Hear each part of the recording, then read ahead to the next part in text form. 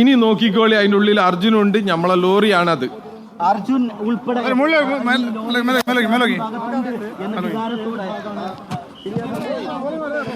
അതിവൈകാര്യമായ നിമിഷങ്ങൾ തന്നെയാണ് കടന്നു പോകുന്നത്. മനാഫ് കരഞ്ഞുകൊണ്ടിരിക്കുകയാണ്. കാരണം കഴിഞ്ഞ 2 മാസമായി അദ്ദേഹം നിരന്തരം പറയുന്നത് ഈ ലക്ഷ്മണന്റെ ചായക്കടയ്ക്ക് പിൻവശമുള്ള ഭാഗങ്ങളിൽ തെരച്ചിൽ നടത്തണം എന്നുള്ള കാര്യം.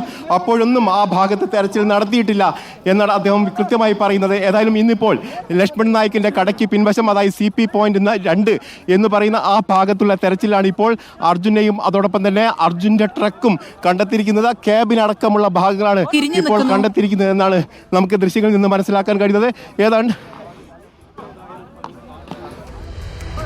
അർജുന്റെ വാഹനം 2 മാസങ്ങൾക്കിപ്പുറം കണ്ടെത്തിയിരിക്കുന്നു എന്നുള്ള പ്രധാനപ്പെട്ട വാർത്തയാണ് പ്രേക്ഷകരോട് പങ്കുവയ്ക്കാനുള്ളത്.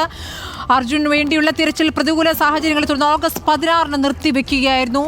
പുഴയുടെ അടിത്തട്ടിലെ മണ്ണും കല്ലും നീക്കി ഇപ്പോൾ ഒടുവിലിതാ ഡ്രഡ്ജർ ആ വാഹനം കണ്ടെത്തിയിരിക്കുന്നു എന്നുള്ളതാണ്. അർജുൻ അടക്കം 3 പേരെയാണ് കണ്ടെത്താനുള്ളത്. വാഹനത്തിനകത്ത് അർജുനുണ്ട് എന്നാണ് ഇപ്പോൾ മനാഫ് പറഞ്ഞുകൊണ്ടിരിക്കുന്നത്.